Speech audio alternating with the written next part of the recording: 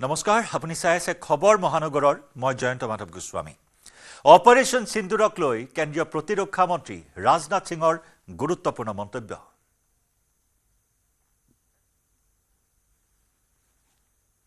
आपसे एक महत्वपूर्ण अपील करने के लिए आप सबके बीच खड़ा हुआ हूं।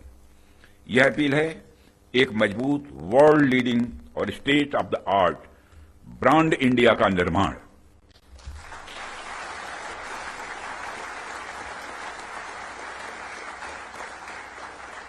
ताकि दुनिया की डिफेंस मार्केट में प्रोडक्ट्स को लेकर जब कंट्रीज के मन में डाउट हो तो वह ब्रांड इंडिया को चूज करे।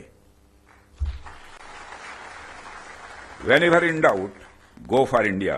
यह हमारी यूएसपी होनी चाहिए, यही हमारी यूएसपी होनी चाहिए। ब्रांड इंडिया का मतलब है कि अगर किसी इंडियन कंपनी ने कुछ प्रॉमिस किया है तो वो होगा ही होगा, होकर ही रहेगा। किसी प्रोडक्ट की भला फला रेंज तक मारक क्षमता है तो होगा ही होगा, यह भरोसा होना चाहिए। उससे नीचे का तो कोई सवाल ही खड़ा ही नहीं होता। किसी प्रोडक्ट की फला टेम्परेचर तक में काम करने की कैपेसिटी है तो होगी ही होगी, उससे नीचे का तो कोई प्रश्न ही नहीं खड़ा होता। यह होना चाहिए हमारा क्वालिटी एश्योरेंस और ब्रांड इंडिया का भरोसा। और जब हम ऐसा कर पाने में सफल होंगे तभी इंटरनेशनल बायर्स हमें एक ट्रस्टेड सप्लायर के रूप में देखेंगे और कहेंगे don't go for doubt, go for India.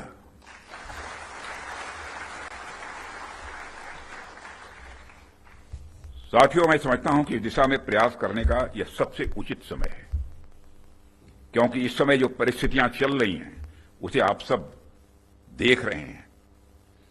हमारे रीजन में ही आज जो स्थितियां उत्पन्न हो रही हैं उससे आप सभी अवगत ही नहीं हैं, बल्कि अच्छी तरह परिचित हैं।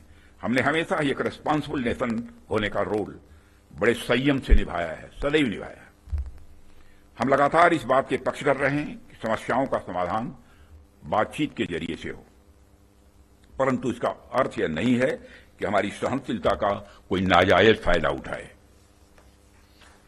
यदि कहीं कोई हमारे इस संयम का फायदा उठाने की कोशिश करता है तो उसे कल की तरह ही क्वालिटी कार्रवाई का सामना करने के लिए भी पूरी तरह से तैयार रहना होगा।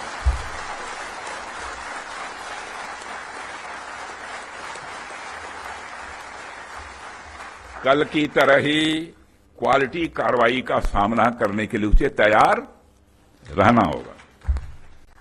भारत की संप्रभुता की सुरक्षा में कोई भी हद हमारे लिए बाधा नहीं बनेगी, इसका मैं देशवासियों को भरोसा देता हूं। मित्रों, ऐसे रेस्पॉन्सिबल रेस्पॉन्सेस के लिए हम आगे भी पूरी तरह से तैयार हैं। और यदि हमारी यह तैयारी बनी हुई है तो इसमें आपका एक बहुत बड़ा रोल है, बहुत ही महत्वपूर्ण रोल है। इसके लिए मैं आप सबको बधाई देना चाहता हूं, आप सबकी मैं सराहना करता हूं। भारत का यह expanding defence industrial universe, Bharat का यह expanding defence industrial universe Bharat को एक अभूतपूर्व संबल प्रदान कर रहा है। और इसी प्रकार अगर हम आज के ग्लोबल सिनेरियो पर नजर डालें तो ग्लोबल ऑर्डर में हमें बड़े बड़े चेंजेस देखने को मिल रहे हैं। हमारे सामने कई अनसर्टेन डायमेंशंस ओपन हो रहे हैं। यूरोप से लेकर एशिया तक हर जगह कॉन्फ्लिक्ट्स बढ़ते जा रहे हैं। Ukraine Russia conflict, Israel Palestine tension और मिडिल ईस्ट अनरेस्ट ने यह साबित कर दिया है कि ग्लोबल स्टेबिलिटी आज अपने आप में बहुत ही फ्रेजाइल है। अभी पिछले कुछ समय से हमें यूरोपियन यूनियन और नाटो के सिक्योरिटी सिनेरियो में भी काफी हद तक बदलाव देखने को मिल रहा है। जो यूरोपियन यूनियन एक समय पर बड़े स्तर पर नाटो पर डिपेंडेंट था, वही यूरोपियन यूनियन आज बड़े स्तर पर रीअर्मामेंट की ओर तेजी से बढ़ रहा है। जाहिर सी बात है कि जब विकसित देश रीअर्मामेंट की तरफ बढ़ेंगे तो आर्म्स एंड इक्विपमेंट की डिमांड भी स्वाभाविक रूप से बढ़ेगी। बढ़ेगी क्या, बल्कि मैं यह कह सकता हूं कि यह डिमांड लगातार नई ऊंचाइयां छू रही है। हाल ही में मैं Stockholm international peace research institute की एक रिपोर्ट पढ़ रहा था और अभी कुछ दिन पहले उन्होंने एक रिपोर्ट जारी की है और उसी रिपोर्ट में यह बताया गया है कि वर्ल्ड मिलिट्री एक्सपेंडिचर 2024 में 2718 बिलियन डॉलर तक पहुंच गया है, जो अपने आप में मैं समझता हूं कि बहुत बड़ी बात है। यदि मैं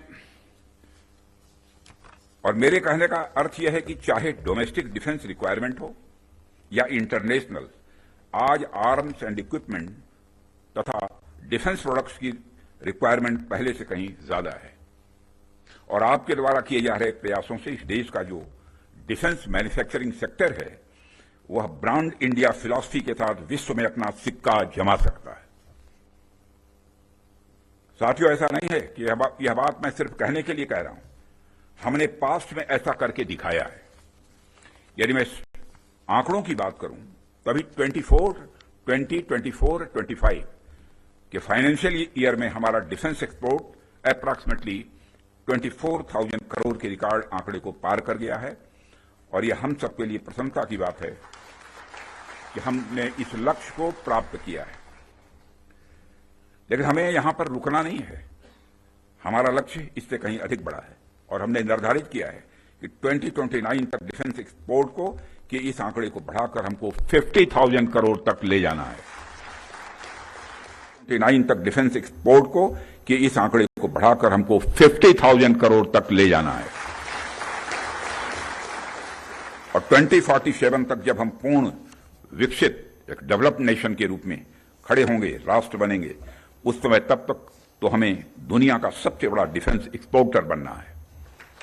लक्ष्य बड़ा होना चाहिए, तभी हम कुछ कर सकते हैं। इतने बड़े लक्ष्य की प्राप्ति के लिए बेहद जरूरी है कि हम अपने डिफेंस इक्विपमेंट की क्वालिटी को लेकर पूरी दुनिया में एक ट्रस्ट डेवलप करें, लोगों का दिल जीतें, लोगों का भरोसा जीतें। डिफेंस इक्विपमेंट का एक्सपोर्ट करने से पहले हमें इस ट्रस्ट को एक्सपोर्ट करना पड़ेगा। डिफेंस इक्विपमेंट का एक्सपोर्ट करने से पहले हमें उस ट्रस्ट को एक्सपोर्ट करना पड़ेगा, तभी यह होगा। साथियों, उसके लिए हमें क्वालिटी को लेकर किसी पर्टिकुलर डिपार्टमेंट की रिस्पांसिबिलिटी या प्रोडक्शन प्रोसेस के स्टेज तक ही सीमित करके नहीं देखना होगा, बल्कि क्वालिटी हमारी गाइडिंग फिलॉसफी होनी चाहिए, हमारा यह कल्चर होना चाहिए जो डिफेंस मैन्युफैक्चरिंग में शामिल हर डिसीजन, हर डिजाइन और हर प्रोसेस और हर इंडिविजुअल तक अपना इन्फ्लुएंस रखे। हमारा पूरा डिफेंस इकोसिस्टम तभी मजबूत हो सकता है जब हम क्वालिटी बेंचमार्क्स को गंभीरता से लेंगे। मुझे देखकर भी खुशी होती है कि आप लोगों ने क्वालिटी के महत्व को पहचाना है, समझा है और जिस डेडिकेशन के साथ और जिस विचार के साथ आप क्वालिटी इंप्रूवमेंट पर ध्यान दे रहे हैं, वह निश्चित रूप से आने वाले समय में भारत के डिफेंस मैन्युफैक्चरिंग को एक नई ऊंचाइयों तक ले जाएगा, ऐसा मेरा पक्का विश्वास है। साथियों, वैसे तो आप सभी क्वालिटी इंप्रूवमेंट की दिशा में बहुत अच्छा काम कर रहे हैं, लेकिन जाते जाते मैं अपनी तरफ से कुछ सुझाव भी आप लोगों को देना चाहूंगा। आप सब तो जानते ही हैं, आज के जमाने में आर्टिफिशियल इंटेलिजेंस और डिजिटल टेक्नोलॉजीज की भूमिका कितनी बढ़ गई है, कितनी महत्वपूर्ण हो गई है। इसलिए आपको इस बात पर भी ध्यान देना होगा कि रियल टाइम क्वालिटी मॉनिटरिंग के लिए हम किस तरह से artificial intelligence, internet of things और मशीन लर्निंग जैसे टूल्स का प्रयोग कर सकते हैं। साथ ही साथ इवॉल्विंग ग्लोबल टेक्नोलॉजीज के साथ अलाइन करते हुए हमें अपने जो स्टैंडर्ड्स और टेस्टिंग प्रोटोकॉल्स को भी अपडेट करते रहना होगा। हमें time bound quality assurance clearances पर भी ध्यान देना होगा ताकि किसी प्रोजेक्ट को लेकर अनवांटेड डिले देखने को न मिले। साथियों, मेरा यह भी मानना है कि हमारी क्वालिटी असेसमेंट एजेंसीज को अपनी डेफिशिएंसीज पर भी हमेशा ध्यान रखना चाहिए और किस प्रकार इन डेफिशिएंसीज को मॉडर्नाइजेशन और टेस्टिंग इंफ्रास्ट्रक्चर के डेवलपमेंट के द्वारा दूर किया जाए उस पर भी कार्य करते रहना चाहिए, ऐसा मेरा सुझाव है। और इस प्रकार नीश टेक्नोलॉजी के क्षेत्र में लगातार गैप एनालिसिस करते रहना एक आवश्यक कदम होगा। डिपार्टमेंट ऑफ डिफेंस प्रोडक्शन और भारत सरकार आपके साथ कदम से कदम मिलाकर चलने के लिए तैयार है और हम आपके फीडबैक का भी स्वागत करेंगे। और सिक्योरिटी डिफेंस प्रोडक्शन के रूप में भी संजीव कुमार के रूप में भी एक डायनेमिक आपको सिक्योरिटी भी मिला है, यह भी सौभाग्य की बात है। जो क्रोधित नहीं होते बल्कि मुस्कुराते ही रहते हैं, चाहे चैलेंज कितना भी बड़ा हो। और साथियों, हम आपके फीडबैक का भी स्वागत करेंगे। मुझे पूरा विश्वास है कि हम सब मिलकर क्वालिटी असेसमेंट और क्वालिटी एश्योरेंस के आपके प्रयासों को और गति प्रदान करेंगे। मुझे इस बात का भी पूरा विश्वास है, जब हम सब मिलकर प्रयास करेंगे तो निश्चित रूप से भारत ग्लोबल डिफेंस मार्केट के की प्लेयर के रूप में इमर्ज होकर ही रहेगा। यही आज की हमारी कॉन्क्लेव के थीम की प्रासंगिकता है। मैं आप सभी का आभार व्यक्त करता हूं कि आपने इतने रेलेवेंट टॉपिक पर इस कॉन्क्लेव का आयोजन किया। इस इनिशिएटिव्स के लिए आप सभी बधाई के पात्र हैं और इस कॉन्क्लेव की सफलता के लिए मैं हार्दिक शुभकामनाएं देते हुए अपना निवेदन समाप्त करता हूं।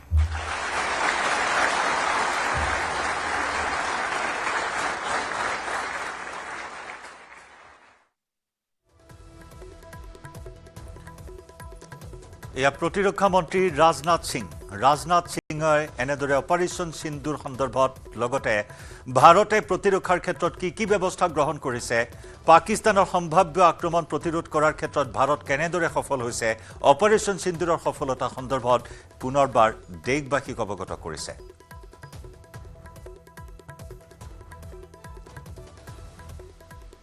আৰু এই মুহূৰ্তৰ এটা ডাঙৰ খবৰ আমি জনাইছো আপোনাক যে অপাৰেশ্যন সিন্দুৰৰ পিছত ভাৰতত আক্ৰমণৰ বৃথা চেষ্টা চলাইছে পাকিস্তানে। আজি পুৱতি নিশা আক্ৰমণৰ চেষ্টা কৰিছিল পাকিস্তানে ভাৰতৰ 15খন চহৰত আক্ৰমণৰ টাৰ্গেট কৰিছিল। পাকিস্তানে টাৰ্গেট কৰিছিল অৱন্তিপুৰা, শ্ৰীনগৰ, জম্মু, পাঠানকোট, অমৃতসৰ, কপুৰথালা, ভটিণ্ডা, জলন্ধৰ, লুধিয়ানা, আদমপুৰ, চণ্ডীগড়, নাল, ফালোডি, উত্তৰলাই আৰু ভুজ এই 15টাকৈ স্থান 15খনকৈ চহৰ নিৰ্ধাৰণ কৰি আজি পুৱতি নিশা ক্ষেপণাস্ত্ৰ নিক্ষেপ কৰিছিল পাকিস্তানে। কিন্তু ভাৰতে পাকিস্তানৰ এই আক্ৰমণ অনায়াসে প্ৰতিহত কৰিবলৈ সক্ষম হৈছে। ভাৰতৰ এয়াৰ ডিফেন্স সিস্টেমে প্ৰতিহত কৰিছে পাকিস্তানৰ আক্ৰমণ। পাকিস্তানৰ ৰকেট, মিছাইল আৰু ড্ৰোন আকাশতে ধ্বংস কৰে এয়াৰ ডিফেন্স সিস্টেমে। এই আক্ৰমণৰ চিন হিচাপে বৃহস্পতিবাৰে পুৱা ভাৰতৰ বিভিন্ন স্থানত উদ্ধাৰ হৈছে পাকিস্তানৰ ৰকেট, ড্ৰোন, মিছাইলৰ ভগ্নাংশ আৰু এই ভগ্নাংশবোৰে প্ৰমাণ কৰে পাকিস্তানৰ আক্ৰমণৰ সত্যতা। সেই কথাও ইতিমধ্যে ৰাজনাথ সিঙে ইয়াৰ পূৰ্বে দিয়া ভাষণত উল্লেখ কৰিছে, য'ত S-400 এয়াৰ ডিফেন্স সিস্টেম প্ৰথমবাৰৰ বাবে ভাৰতে ব্যৱহাৰ কৰি সফল হ'বলৈ সক্ষম হৈছে আৰু পাকিস্তানৰ এই আক্ৰমণ প্ৰতিহত কৰি ভাৰতৰ প্ৰতিৰক্ষা ব্যৱস্থা কিমান শক্তিশালী সেয়া পুনৰবাৰ দাঙি ধৰিবলৈ সক্ষম হৈছে। 15খনকৈ চহৰক টাৰ্গেট কৰি লৈছিল আক্ৰমণৰ, যাৰ বাবে পুৱতি নিশা পাকিস্তানে টাৰ্গেট কৰিছিল ভাৰতৰ অৱন্তিপুৰা, শ্ৰীনগৰ, জম্মু, পাঠানকোট, অমৃতসৰ, কপুৰথালা, ভটিণ্ডা, জলন্ধৰ, লুধিয়ানা, আদমপুৰ, চণ্ডীগড়, নাল, ফালোডি, উত্তৰলাই আৰু ভুজ এই 15খনকৈ চহৰক টাৰ্গেট কৰি ব্যৰ্থ হ'ল পাকিস্তান। অনায়াসে পাকিস্তানৰ এই আক্ৰমণ প্ৰতিহত কৰিছে ভাৰতে। ভাৰতৰ এয়াৰ ডিফেন্স সিস্টেমে প্ৰতিহত কৰে পাকিস্তানৰ ৰকেট, মিছাইল আৰু ড্ৰোন। ऑपरेशन सिंदूर का कार्रवाई, क्योंकि ये ऑनगोइंग ऑपरेशन है, इसलिए अलग से ऑफिशियल ब्रीफिंग नहीं है। ये रक्षा मंत्री जी की ओर से, सरकार की ओर से पूरा पॉलिटिकल लीडर्स को ब्रीफिंग हुआ है। रक्षा मंत्री ने कहा है कि ये ऑनगोइंग ऑपरेशन है, इसलिए पूरे एक घटना को अलग से ब्रीफिंग या अलग से उसको प्रेजेंटेशन करना सही नहीं है, क्योंकि घटना चल रहे हैं। आप सबको मालूम है ऑपरेशन इस वक्त जो ऑपरेशन सिंदूर का पहला जो स्ट्राइक होने के बाद जो गतिविधि चल रहे हैं, उसको लेकर के अलग से ब्रीफिंग करने का अभी परिस्थिति ठीक नहीं है और वैसे नियम नहीं है, इसलिए टेक्निकल ब्रीफिंग या अधिकारियों को नहीं बुलाया। আৰু আনহাতে S-400 সুদৰ্শন চক্ৰৰে পাকিস্তানক প্ৰত্যুত্তৰ দিবলৈ সক্ষম হৈছে ভাৰতে।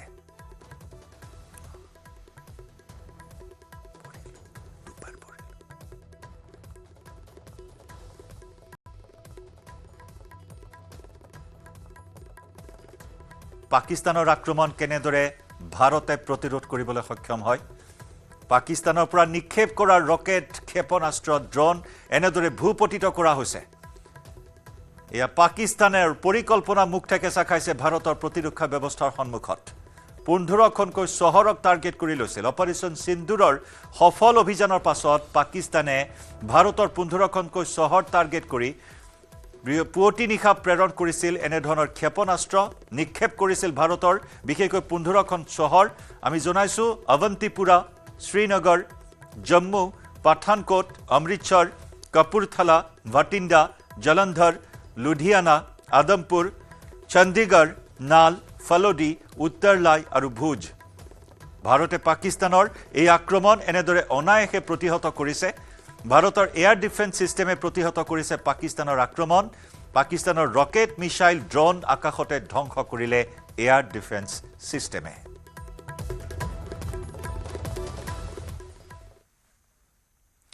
আৰু S-400 সুদৰ্শন চক্ৰৰে পাকিস্তানক প্ৰত্যুত্তৰ দিলে ভাৰতে।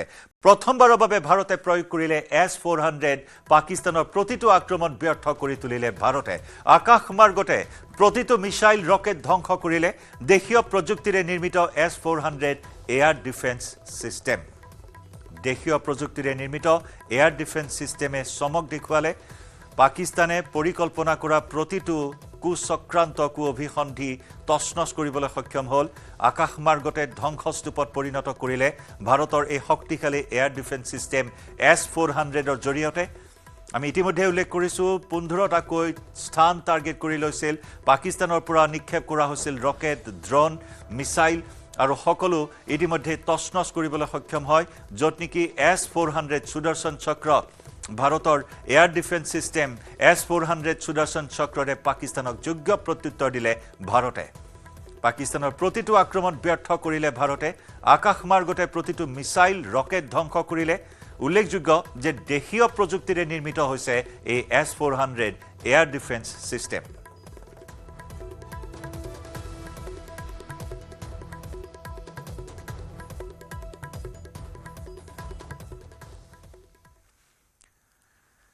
আৰু ইফালে পাকিস্তানৰ এয়াৰ ডিফেন্স সিস্টেম ধ্বংস কৰিলে ভাৰতীয় সেনাই। ভাৰতৰ প্ৰতিৰক্ষা মন্ত্ৰণালয়ে প্ৰকাশ কৰিছে এই কথা। পাকিস্তানৰ HQ-9 এয়াৰ ডিফেন্স সিস্টেম ধ্বংস কৰিছে ইতিমধ্যেই।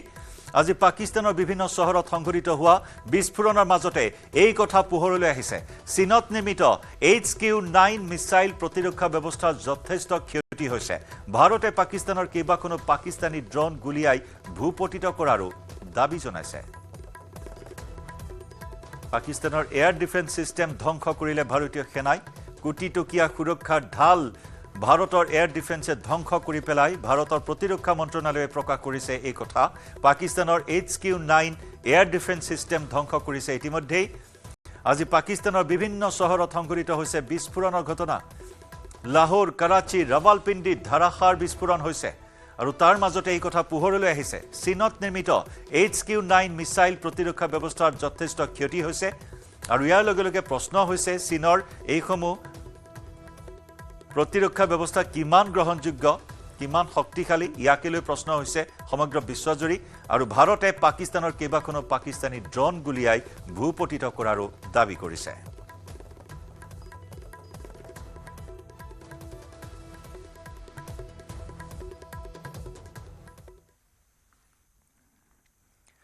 ভাৰতত উদ্ধাৰ হৈছে পাকিস্তানৰ মিসাইলৰ ভগ্নাংশ। পঞ্জাবৰ হোশিয়াৰপুৰত পাকিস্তানী মিসাইলৰ ভগ্নাংশ উদ্ধাৰ হৈছে। হোশিয়াৰপুৰৰ এজন লোকৰ চোতালত পৰিছিল দুটা টুকুৰা দুটা চীনত নিৰ্মিত PL-15E মিসাইলৰ বুলি সন্দেহ।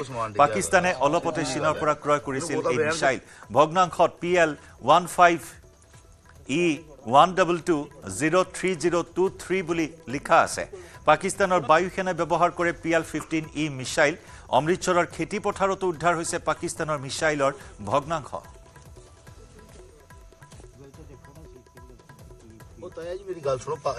मिसाइल का अगला कोई हिस्सा लग रहा है, तो इसके ऊपर ये पार्ट है जो ये आर्मी वगैरह पहुंची है यहाँ मक्खन मंडी गांव है और वहाँ ये इनको डिफ्यूज़ करने के लिए सारा कुछ करने के लिए वो अभी आर्मी बैठी हुई है। तो ये लोगों का भी मैं भी यहाँ पहुंचा क्योंकि बहुत लोग इकट्ठे हो गए थे, फिर मेरे को भी बुलाया गया कि आप इनको रिक्वेस्ट करो। मैंने सबको बोला, वहाँ से लोग सब चले गए हैं ताकि ये जो मुश्किल की घड़ी है इसमें हमें साथ देना है आर्मी का और प्रशासन का, जैसे वो कहते हैं हमें वैसा ही करना होगा। सो इसीलिए मैं भी यहाँ पहुंचा हूँ और ये पार्ट जो गिर रहे हैं ये तो देखो जंग के माहौल में ये तो गिरने ही है, we are ready for it. लेकिन हम यही कहेंगे कि हमारे देश ने तो आपके आतंकवादी के जो ठिकाने हैं उनको बताया कौन सा ठिकाना किस आतंकवादी का था। तो लेकिन जो आप कर रहे हो, आप बता सकते हो यहाँ कौन आतंकवादी जो आपको तंग करता है पाकिस्तान को? जो पुंछ में गुरुद्वारे पे हमला किया वो बताओगे कि वहां कौन सा आतंकवादी है जिसने आपके हमला किया? हमने तो एक एक ठिकाने का ब्यौरा दिया भी कौन से ठिकाने से कहां हमला हुआ, कहां साजिश हुई। तो पाकिस्तान सिविलियन के ऊपर अटैक कर रहे हैं और मतलब सिविलियन को में दहशत फैला रहा है। लेकिन हमारा जो देश का जो आर्मी है उन्होंने सिर्फ तो सिर्फ आतंकवादियों के अड्डे जो हैं वो खत्म किए हैं पाकिस्तान में। ইতিমধ্যে আমি উল্লেখ কৰিছো ভাৰতৰ এয়াৰ ডিফেন্স সিস্টেম S-400 ভূপতিত কৰিছে, প্ৰত্যেকটো পৰিকল্পনা ব্যৰ্থ কৰিছে। এয়া চীনত নিৰ্মিত PL-15E মিসাইল, যি নেকি চীনৰ পিপলছ লিবাৰেশ্যন আৰ্মিয়ে ব্যৱহাৰ কৰা এই মিসাইল শেহতীয়াকৈ পাকিস্তানে ক্ৰয় কৰিছিল বা চীনে পাকিস্তানক প্ৰদান কৰিছিল আৰু সেই মিসাইলে ব্যৱহাৰ কৰা হৈছিল। ভাৰতৰ 15খনকৈ চহৰ টাৰ্গেট কৰি এই মিসাইল ৰকেট নিক্ষেপ কৰিছিল। অমৃতসৰত ৰকেট উদ্ধাৰ কৰা হৈছে। একেদৰে আমি দেখুৱাইছো পঞ্জাৱৰ হোছিয়াৰপুৰৰ খেতি পথাৰ আৰু ঘৰৰ চোতালত এনেদৰে মিসাইলৰ ভগ্নাংশ উদ্ধাৰ কৰা হৈছে। PL-15E এই মিসাইল ইতিমধ্যে আমি জনাইছো চীনৰ পৰা পাকিস্তানে ক্ৰয় কৰিছিল। ভাৰতে যুযুধান ৰূপ গ্ৰহণ কৰিছিল যেতিয়া পেহেলগাম কাণ্ড সংঘটিত হৈছিল আৰু তাৰ পিছতে ভাৰতৰ ৰণকৌশল দেখি ভীতিগ্ৰস্ত পাকিস্তানে নিজৰ আত্মৰক্ষাৰ বাবে এনেদৰে ৰণচালি প্ৰস্তুত কৰি চীনৰ পৰা ক্ৰয় কৰিছিল এই মিসাইল আৰু এই মিসাইলে এনেদৰে ভাৰতে ধ্বংসস্তূপত পৰিণত কৰিলে।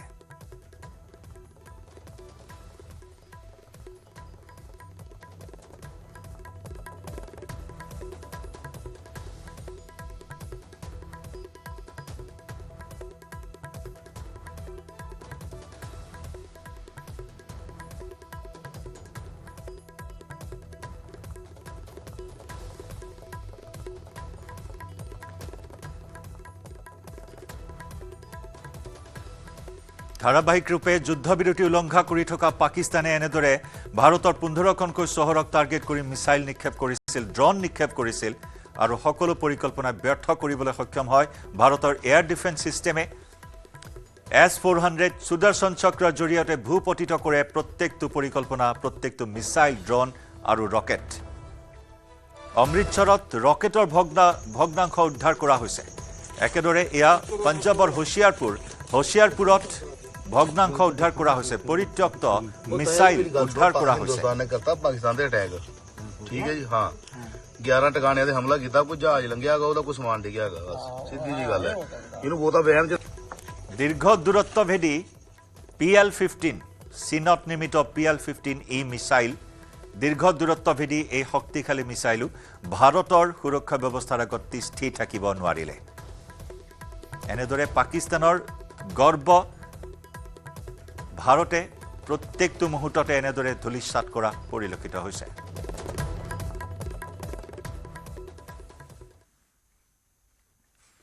আৰু ইপিনে পাকিস্তানক কঠোৰ সকিয়নি দিছে বিদেশ মন্ত্ৰী S জয়শংকৰে। পাকিস্তানে আক্ৰমণ কৰিলে আমিও প্ৰত্যুত্তৰ দিমেই, সমস্যা বৃদ্ধি কৰাটো আমাৰ উদ্দেশ্য নহয় বুলি মন্তব্য কৰে বিদেশ মন্ত্ৰী S জয়শংকৰে। ইৰাণৰ বিদেশ মন্ত্ৰী সঈদ আব্বাছ আৰঘাছীৰ সৈতে হোৱা দ্বিপাক্ষিক বৈঠকত পেহেলগাম কাণ্ড সন্দৰ্ভত মন্তব্য কৰি পাকিস্তানক সকিয়াই দিয়ে জয়শংকৰে। In recent years, our cooperation has progressed in many aspects. There are also situations that we need to address. Prime Minister Modi and President Pezeshkian have met in Kazan in October 2024 and given us guidance on how to develop our ties further. They've also had a phone conversation on 26 April. Excellency, this is the 75th anniversary of our diplomatic ties. It is a reminder of the closeness of our collaboration and the deep friendship between us. I'm sure that we will mark the anniversary appropriately.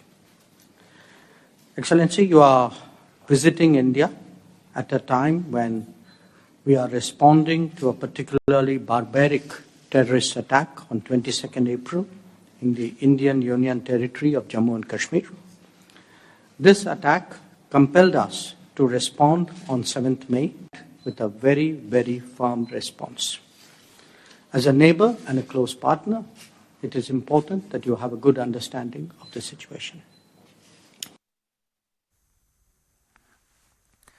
ধাৰাবাহিক বিস্ফোৰণত কপিল পাকিস্তান পাকিস্তানৰ 9টা স্থানত হৈছে বিস্ফোৰণ লাহোৰ কৰাচী ৰাৱালপিণ্ডি গুজৰানৱালা আটক সাৰৱালত বিস্ফোৰণ সংঘটিত হৈছে ৱাহৱালপুৰ মিয়ানৱালী চৰতত ভাৰতে ড্ৰোন আক্ৰমণৰ দাবী কৰিছে পাকিস্তানে লাহোৰৰ ৱালটন ৰোড ৱালটন বিমানবন্দৰৰ সমীপতে প্ৰচণ্ড বিস্ফোৰণ একেলগে শুনিবলৈ পোৱা হৈছে কিবাটা বিস্ফোৰণৰ শব্দ কৰাচীৰ সাৰাফি গথৰ সমীপতো বিস্ফোৰণ পাক মিডিয়াত কৰাচীত বৃহৎ শব্দৰ বাতৰি ইতিমধ্যে বিস্ফোৰণস্থলীৰ পৰা ধাতব সামগ্ৰী উদ্ধাৰ কৰা হৈছে কেৱল পাক অধিকৃত কাশ্মীৰে নহয় পাকিস্তানৰ প্ৰধান স্থানসমূহতো কেইবাটা বিস্ফোৰণৰ ঘটনা সংঘটিত হৈছে ধাৰাবাহিক বিস্ফোৰণ আতংকিত পাকিস্তানৰ জনতা পাকিস্তানৰ 9টাকৈ স্থানত হৈছে ভয়াবহ বিস্ফোৰণ লাহোৰ কৰাচী ৰাৱালপিণ্ডি গুজৰানৱালা আটক সাৰৱালত বিস্ফোৰণৰ ঘটনা লগতে বাহৱালপুৰ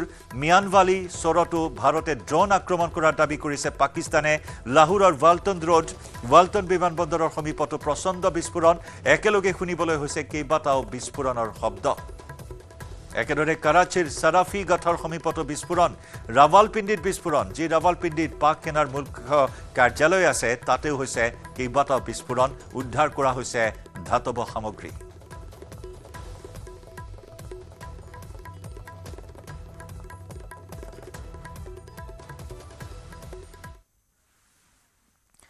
ইফালে সন্ত্ৰাসবাদী হাফিজ সঈদৰ পুত্ৰ তালহা সঈদৰ দেহৰক্ষী নিহত হৈছে ভাৰতৰ আক্ৰমণত মুক্তিয়াৰ আহমেদৰ মুক্তিয়াৰৰ মৃত্যুৰ পিছত আত্মগোপন তালহা সঈদৰ প্ৰাণৰ ভয়ত আত্মগোপন হাফিজ সঈদৰ পুত্ৰৰ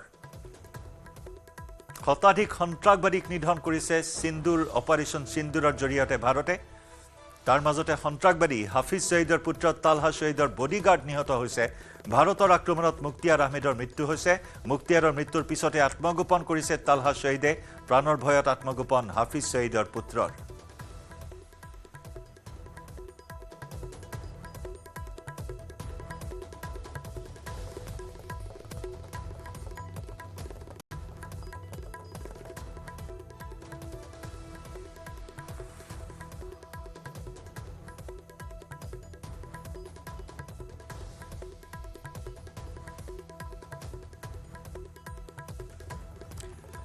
অপাৰেশ্যন সিন্দুৰৰ বৃহৎ সফলতা অপাৰেশ্যন সিন্দুৰত নিহত আব্দুল ৰৌফ আজহাৰ জৈশ ই মহম্মদৰ মুৰব্বী মাসুদ আজহাৰৰ ভাতৃ ৰৌফ আজহাৰ সাংবাদিক ডেনিয়েল পাৰ্লৰ হত্যাকাৰী আব্দুল ৰৌফ আজহাৰ কান্দাহাৰ বিমান অপহৰণৰ মাষ্টাৰমাইণ্ড আছিল আজহাৰ জৈশ ই মহম্মদৰ প্ৰশিক্ষণ কেন্দ্ৰত হোৱা আক্ৰমণত নিহত আজহাৰ আন এক মুখ্যম আঘাত পাকিস্তানৰ সন্ত্ৰাসবাদী সংগঠন জৈশ ই মহম্মদৰ মুখ্যম আঘাত মাসুদ আজহাৰক কেইবা খলপীয়া নিৰাপত্তাৰ মাজত ৰখা হৈছে যদিও এজন কুখ্যাত সন্ত্ৰাসবাদী এজন শীৰ্ষ নেতা জৈশ ই মহম্মদৰ শীৰ্ষ নেতা আব্দুল ৰৌফ আজহাৰৰ মৃত্যুৰ বাতৰি আহিছে জৈশ ই মহম্মদৰ মুৰব্বী মাসুদ আজহাৰৰ ভাতৃ হৈছে ৰৌফ আজহাৰ সাংবাদিক ডেনিয়েল পাৰ্লৰ হত্যাকাৰী আব্দুল ৰৌফ আজহাৰ কান্দাহাৰ বিমান অপহৰণৰ মাষ্টাৰমাইণ্ড আছিল এইজন আজহাৰ জেইএমৰ প্ৰশিক্ষণ কেন্দ্ৰত হোৱা আক্ৰমণত নিহত আজহাৰ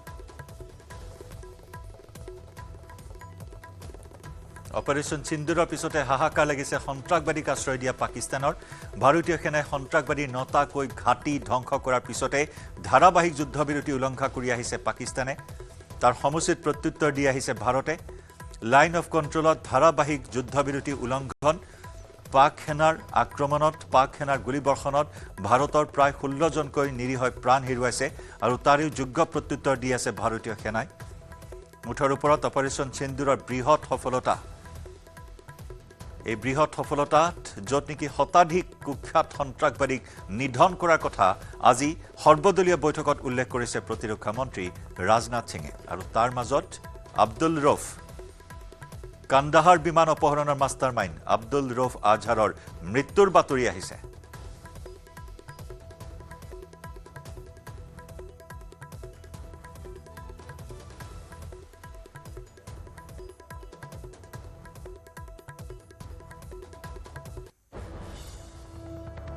পাকিস্তানৰ কেইবা ঠাইতো বিস্ফোৰণৰ ঘটনা বৰ্তমান থৰহৰি কঁপিছে পাকিস্তান ভাৰতৰ ৰুদ্ৰৰূপ দেখি অপাৰেশ্যন সিন্দুৰৰ এই সফল অভিযান প্ৰত্যক্ষ কৰি এই মুহূৰ্তত পাকিস্তানৰ পেটতে হাত ভৰি লুকুৱা সদৃশ অৱস্থা হৈছেগৈ যাৰ বাবে ঘনে ঘনে ভাৰতক ভাবুকি দিও পিছ হুহুকিবলগীয়া হৈছে পাকিস্তানৰ প্ৰতিটো চেষ্টা ব্যৰ্থ কৰিছে ভাৰতীয় সেনাই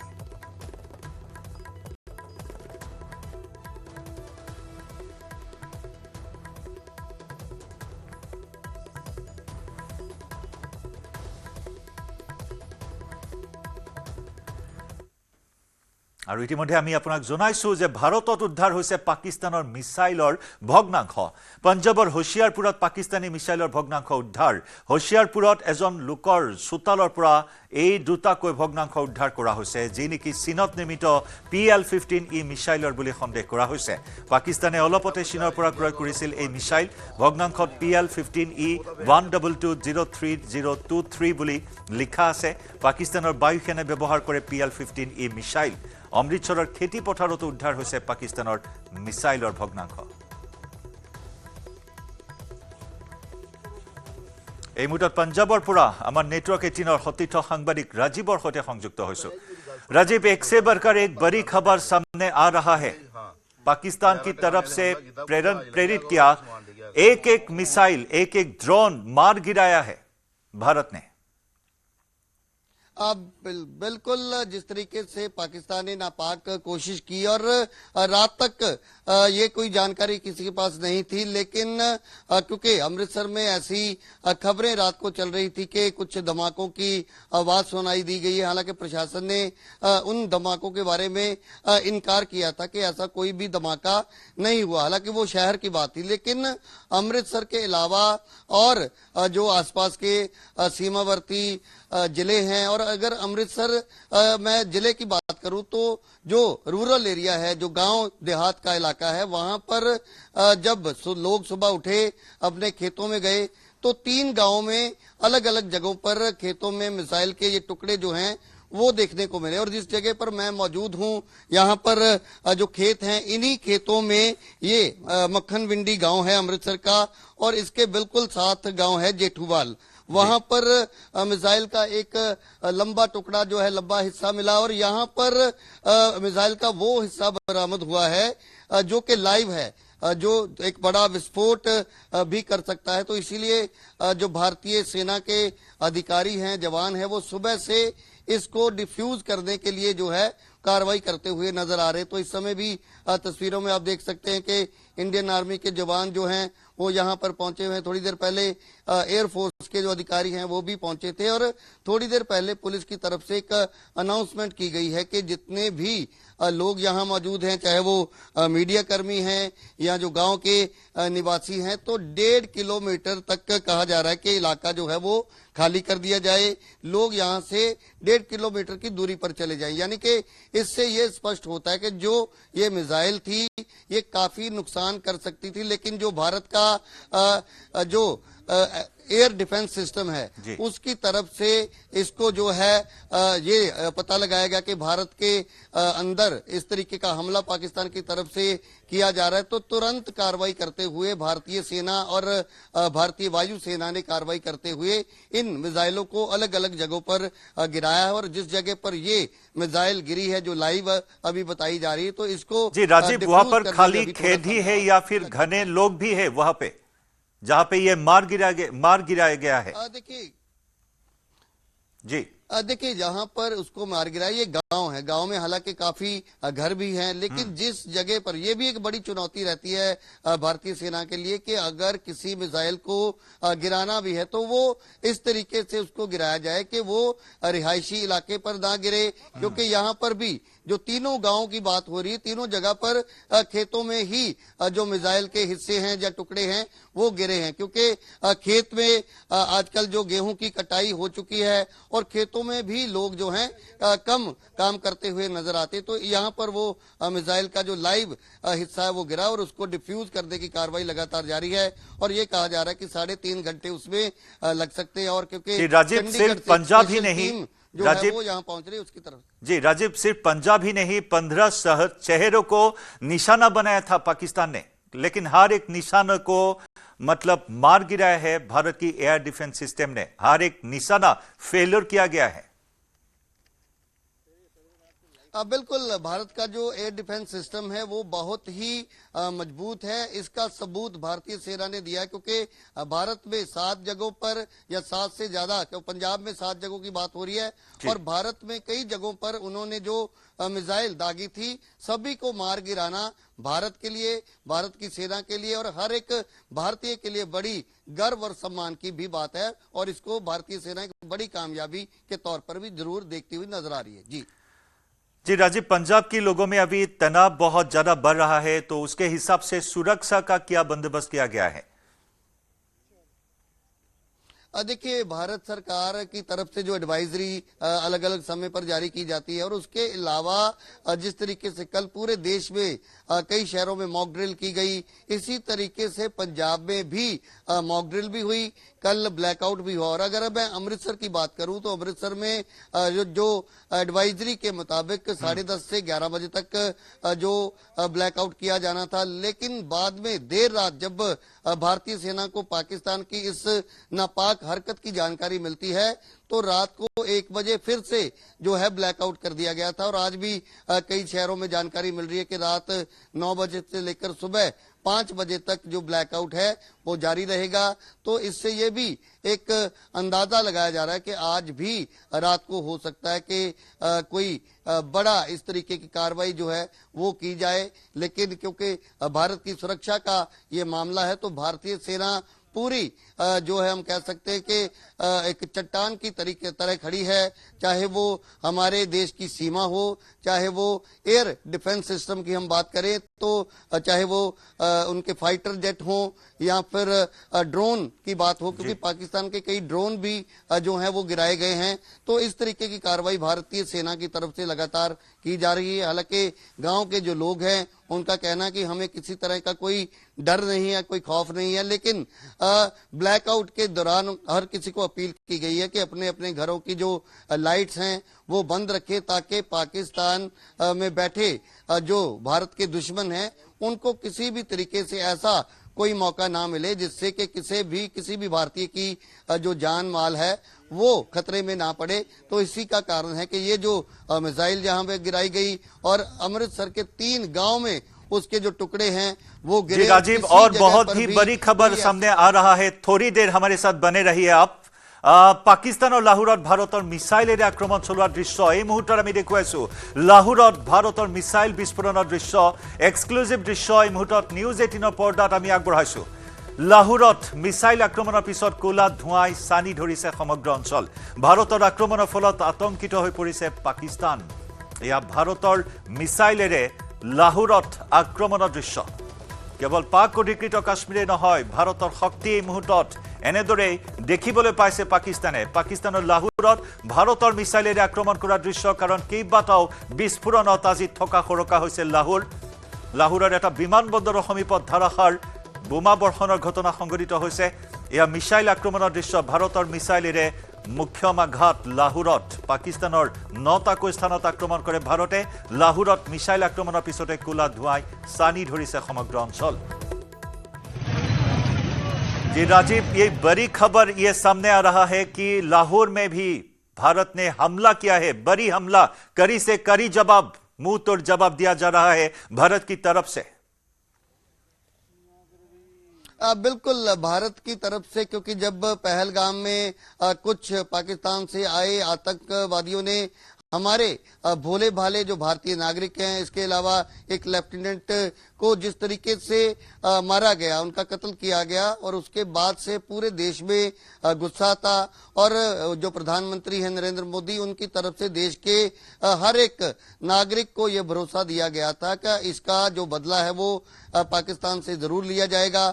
और उसी का ही नतीजा है कि दो दिन पहले एक एयर स्ट्राइक की गई, उसके बाद भारतीय जो हमारे एयरफोर्स के या फिर भारतीय सेना के जो सीनियर अधिकारी हैं, उनकी तरफ से एक प्रेस कॉन्फ्रेंस की जाती है। प्रेस कॉन्फ्रेंस में एक वीडियो बकायदा तौर पर जारी किया जाता है, और उस ऑपरेशन को जो नाम दिया गया ऑपरेशन सिंदूर, तो उससे कहीं ना कहीं पाकिस्तान उसी दिन से बौखलाया हुआ है। लगातार उनके जो अलग अलग पॉलिटिकल पार्टीज के जो लीडर हैं, उनकी तरफ से भारत के खिलाफ स्टेटमेंट्स दी जा रही थी, और उससे ये एक अंदाजा जरूर लग रहा था कि कोई ना कोई नापाक हरकत पाकिस्तान की तरफ से जरूर की जाएगी। और उसी का नतीजा है कि कल देर रात जब 1 बजे के आसपास इस तरीके की कोशिश पाकिस्तान की तरफ से की गई, और जिसका मुंह तोड़ जवाब भी पाकिस्तान को दिया गया। और इसी तरीके से पाकिस्तान जब तक अपनी राजीव,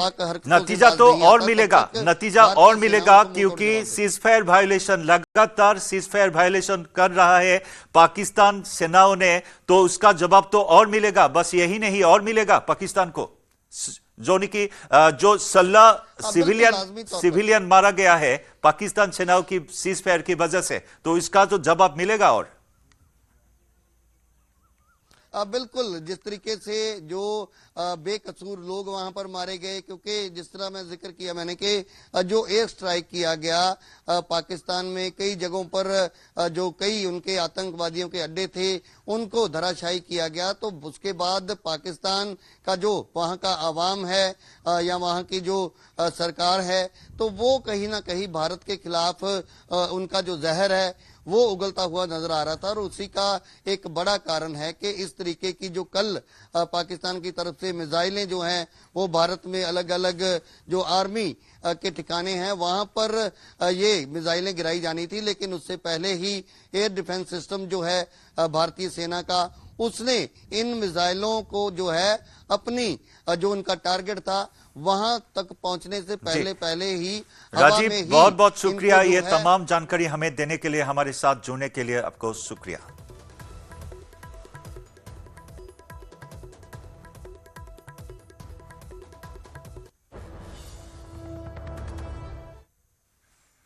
অপাৰেশ্যন সিন্দুৰৰ পিছতে হাহাকাৰ লাগিছে সন্ত্ৰাসবাদীক আশ্ৰয় দিয়া পাকিস্তানৰ। ভাৰতীয় সেনাই সন্ত্ৰাসবাদীৰ 9টা ঘাটি ধ্বংস কৰাৰ পিছতে ধাৰাবাহিক যুদ্ধবিৰতি উলংঘা কৰি অহা পাকিস্তানে দেখুৱাইছে নিজৰ প্ৰকৃত স্বৰূপ। পুঞ্চত গুৰুদ্বাৰত আক্ৰমণ কৰিবলৈ কুণ্ঠাবোধ নকৰিলে পাকিস্তানে। জম্মু কাশ্মীৰৰ সীমান্তত নিৰীহৰ ওপৰত নিৰ্বিচাৰ গুলীচালনা কৰা আৰম্ভ কৰিছে পাক সেনাই। সন্ত্ৰাসবাদীৰ মৃত্যুত শোক প্ৰকাশ কৰা পাকিস্তানে উৰে নিশা কৰিছে গুলীবৰ্ষণ।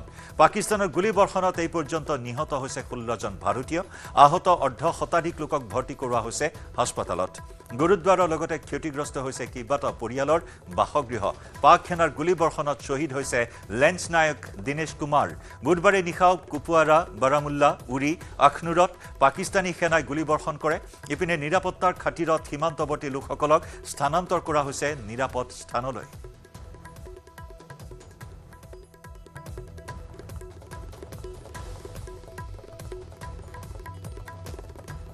जावेद अहमद। क्या हुआ?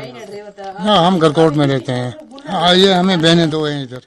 इसलिए रात को जब 1:30 बजे इन्होंने फ़ोन किया कि हमारे यहाँ गोला पड़ा है, तो हमें ये सब कुछ जल गया है, ख़त्म हो गया और ज़ख्मी हैं। तो बाद में ये भागे ऊपर कहीं सेफ जगह पे, लेकिन वहाँ से भी कुछ नहीं हुआ। फिर भागे ये उड़ी, तो आज रात को गरकोट थे, तो अब ये इस वक्त और आए, जहाँ देखा तो है कुछ नहीं है, सब कुछ खत्म हो गया है। तो इनको जब ये शीलिंग हुई तो इनकी कुछ इनको उम्मीद नहीं थी बचने की। फिर ये कुछ बुजुर्ग हैं, इनमें कुछ ये बीमार लोग हैं, कुछ डिसेबिलिटी हैं, सब ये इनके घर में बहुत सारे पेशेंट भी हैं। तो जो पेशेंट थे कोई गुम गया, जो बुजुर्ग इनके थे वो कहीं गुम गए, हमें वो मिल नहीं रहे थे। फिर वो 8-9 बजे हमें मिले। जो छोटे छोटे बच्चे थे उनको उठाना पड़ा, एक साइड से उठाना पड़ा, वो फिर उनको उठा के लिए कुछ डिसेबिलिटी है, कुछ बीमार, और 10 बंदे ये जख्मी हैं, कुछ जीएमसी रेफर किए, कुछ इधर तहसील हॉस्पिटल में रेफर है, वो कुछ चले गए घर, कुछ इधर ही है। वो जो अभी ये थोड़ी देर पहले जो हादसा हुआ है, ये अभी देख रहे हैं आप, तो इन्होंने जो पाकिस्तान, हमारा पड़ोसी मुल्क ने जो सुबह से इन्होंने बहुत सिटी के अंदर फायर किया है। हमारे मदरसे के बच्चे 3 जो है वो भी बेचारे शहीद हो गए, और भी हमारे लोग जो सिविलियन हैं वो शहीद हुए। इन्होंने बाज़ार के अंदर गोलाबारी करना शुरू की है, बहुत ही ज़्यादा गोलाबारी की है। और जो हमारा देश नरेंद्र भाई मोदी जी जिन्होंने रात को इन्होंने कार्रवाई की और उसका जवाब इन्होंने अभी दिया है। लेकिन ये कार्रवाई जो है आज से 10, 15, 20 साल पहले हो जाती तो हमारे इतने जवान शहीद ना होते। तो मैं समझता हूँ कि इससे और ज़्यादा इनको जवाब दिया जाए और ज़्यादा कार्रवाई की जाए कि मिलिटेंसी के जो जड़ निशान ख़त्म होना चाहिए। 9 कैजुअल्टी हो गई हैं अक्रॉस द बॉर्डर शेलिंग जो पाकिस्तान की तरफ से की गई है, और 36 लोग इंजर्ड हैं। और मैं आपके माध्यम से पब्लिक से ये अपील करूँगा कि वो बावजह बाहर ना निकलें, घरों के अंदर ही रहें, और कोई आगे पीछे जाने की गाड़ी में भी कोशिश नहीं करें, क्योंकि शेलिंग हो रही है। शेल कहीं भी गिर सकता है, गाड़ी पर भी गिर सकता है, मकान पर गिरेगा, अगर कोई बाहर होएगा तो सिलेंडर रख सकता है, ताकि ज़्यादा से ज़्यादा कैजुअल्टीज हमारी ना हो, लोग इंजर्ड ना हो। দিল্লীত অনুষ্ঠিত সৰ্বদলীয় বৈঠকত অপাৰেশ্যন সিন্দুৰক লৈ চৰকাৰক প্ৰশংসা বিৰোধীৰ। পাক সন্ত্ৰাসবাদীৰ বিৰুদ্ধে চৰকাৰে লোৱা পদক্ষেপত চৰকাৰৰ সৈতে থিয় দিছে বিৰোধী দলসমূহে। প্ৰতিৰক্ষা মন্ত্ৰী ৰাজনাথ সিঙৰ অধ্যক্ষতাত অনুষ্ঠিত বৈঠকত উপস্থিত থাকে কেন্দ্ৰীয় গৃহমন্ত্ৰী অমিত শ্বাহ, কিৰেণ ৰিজিজু। বৈঠকত উপস্থিত আছিল মল্লিকাৰ্জুন খাৰ্গে, ৰাহুল গান্ধীকে ধৰি বিৰোধী নেতা।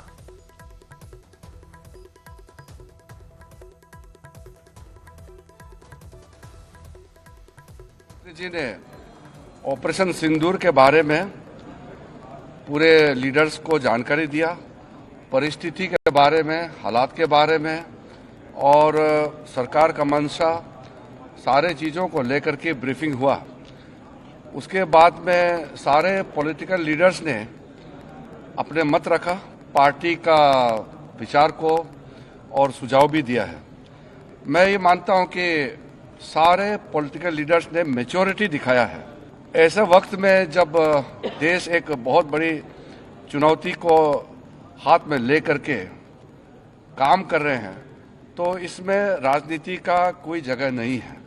ये हमारे पूरे पॉलिटिकल पार्टीज ने दर्शाया है, और सब लीडर्स ने एक मत से, सेनाओं ने जो कार्रवाई की है ऑपरेशन सिंदूर को लेकर के, पूरे बधाई भी दिया और गौरव का एहसास सबको हुआ है। और सबने एक जुट में कहा है कि सरकार का हर निर्णय को साथ देंगे, सेना के हर कार्रवाई को साथ देंगे, और कोई इसमें विरोधाभास नहीं है। एक बहुत महत्वपूर्ण बात यह है, रक्षा मंत्री जी ने अपने रिमार्क्स में कहा है कि आज के मीटिंग में ये दर्शाता है कि हम सिर्फ सरकार बनाने के लिए राजनीति नहीं करते हैं, बल्कि देश बनाने के लिए राजनीति करता है। ये मैच्योर्ड डेमोक्रेसी, भारत एक मैच्योर्ड डेमोक्रेसी है।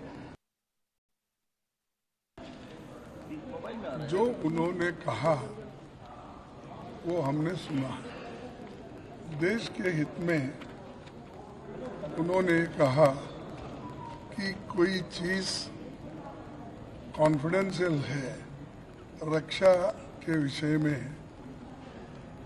हम उसको अब नहीं कह सकते हैं, ये उन्होंने कहा। तो हम सभी जितने भी पार्टी के लोग थे, सभी ने ये बताया कि इस घड़ी में, इस संकट के घड़ी में हम सब आपके साथ हैं, और आप जो काम कर रहे हैं करते रहिए, और देश के हित में हम आपके साथ रहेंगे। बस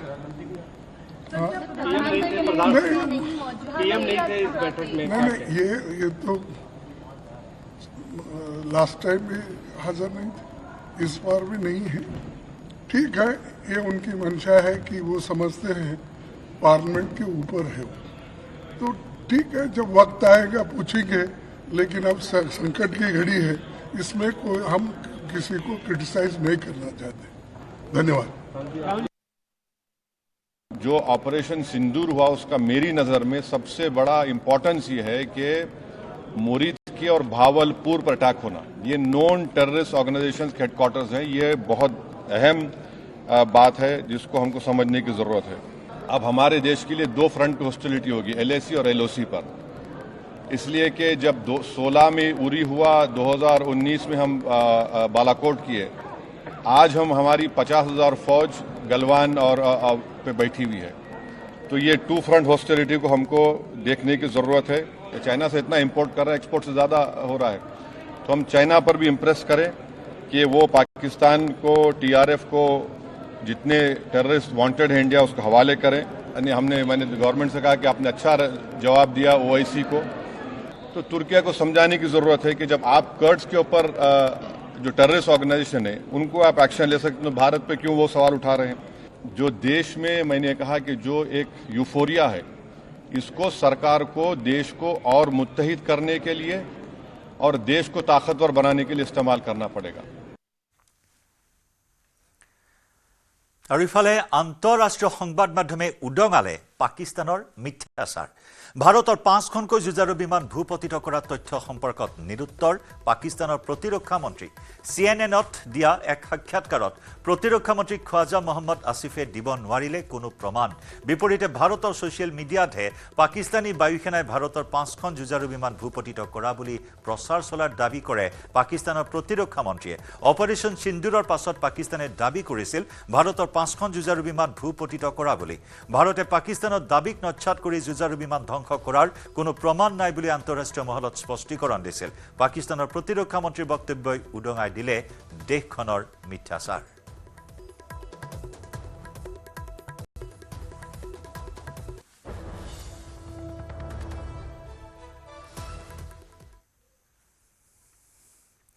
ভাৰতেই নহয়, নিজ দেশৰ মাটিতেই প্ৰত্যাহ্বানৰ সন্মুখীন হৈছে পাকিস্তানী সেনা।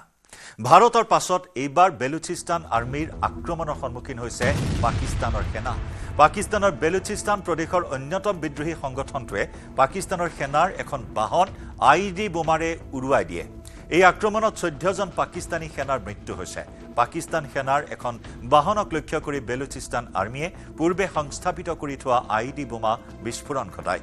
বুলানৰ মাছ কুণ্ড অঞ্চলত সংঘটিত হৈছে এই ঘটনা। পূৰ্বৰে পৰা সংস্থাপিত এটা IED বিস্ফোৰণ ঘটি 14জনকৈ পাক সেনাই প্ৰাণ হেৰুৱায়। বেলুচ লিবাৰেশ্যন আৰ্মিৰ এই ভয়ংকৰ আক্ৰমণ পাক সেনাৰ ওপৰত।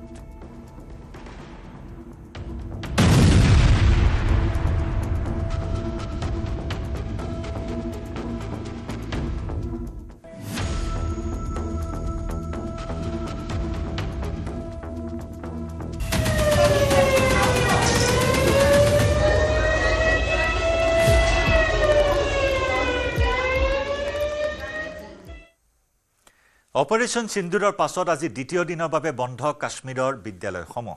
পুলৱামাৰ বিমানবন্দৰৰ আশে পাশে থকা বিদ্যালয়সমূহত সতৰ্কতাৰ বাবে বন্ধৰ নিৰ্দেশ। পুলৱামাৰ কাইলৈ আৰু মলংপুৰত বন্ধ থাকিব শিক্ষানুষ্ঠান। লাজুৰা আৰু পোচাল অঞ্চলতো স্থগিত হৈ আছে পাঠদান প্ৰক্ৰিয়া। ইফালে ৰাজস্থানৰ যোধপুৰতো সকলো বিদ্যালয় বন্ধ। চৰকাৰী বেচৰকাৰী সকলো বিদ্যালয় বন্ধৰ নিৰ্দেশ দিয়া হৈছে।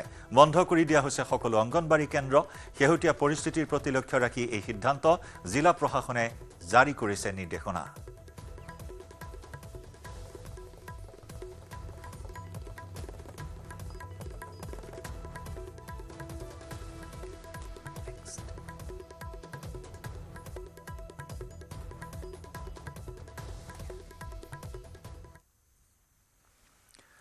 উত্তৰাখণ্ডৰ উত্তৰ কাশীত তীৰ্থযাত্ৰীৰ হেলিকপ্টাৰ দুৰ্ঘটনা। গংনানীৰ সমীপত ভূপতিত ব্যক্তিগত হেলিকপ্টাৰখন। দুৰ্ঘটনাগ্ৰস্ত হেলিকপ্টাৰখনত আছিল 7জন লোক। হেলিকপ্টাৰখনত থকা আটাইকেইজনৰে মৃত্যুৰ সন্দেহ। হেলিকপ্টাৰেৰে গংগোত্ৰী ধামলৈ গৈ আছিল যাত্ৰীসকল।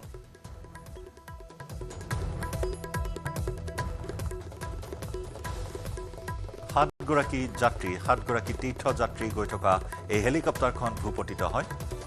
উত্তৰ কাশীত তীৰ্থযাত্ৰী হেলিকপ্টাৰ ভূপতিত হয়। গাংনানীৰ সমীপত ভূপতিত হয় আৰু 7জন যাত্ৰীয়ে প্ৰাণ হেৰুৱাৰ সন্দেহ কৰা হৈছে। হেলিকপ্টাৰেৰে গংগোত্ৰী ধামলৈ গৈ আছিল যাত্ৰীসকল। প্ৰতিকূল বতৰ নে আন কোনো কাৰণত এই দুৰ্ঘটনা সংঘটিত হ'ল সেই সন্দৰ্ভত বৰ্তমান তদন্ত চলাই থকা হৈছে।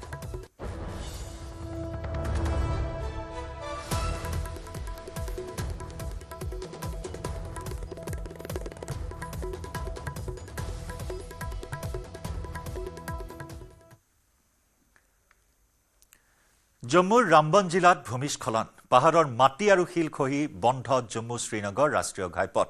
ৰামবনৰ ত্ৰিশুল মৰহত ভূমিস্খলনৰ বাবে বোকাত আবদ্ধ হৈ আছে ট্ৰাক। নেৰানেপেৰা বৰষুণৰ বাবে 44 নম্বৰ ৰাষ্ট্ৰীয় ঘাইপথ বন্ধ হৈ পৰিছে। ইতিমধ্যে ৰাষ্ট্ৰীয় ঘাইপথ মুকলিৰ বাবে যুদ্ধংদেহী তৎপৰতা প্ৰশাসনৰ।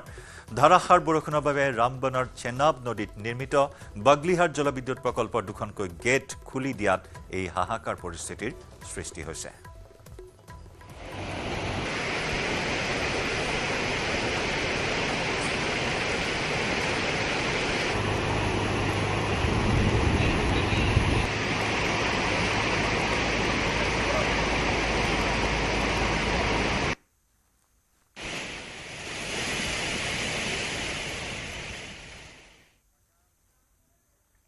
সময় হ'ল খবৰ মহানগৰৰ পৰা বিদায় লোৱাৰ।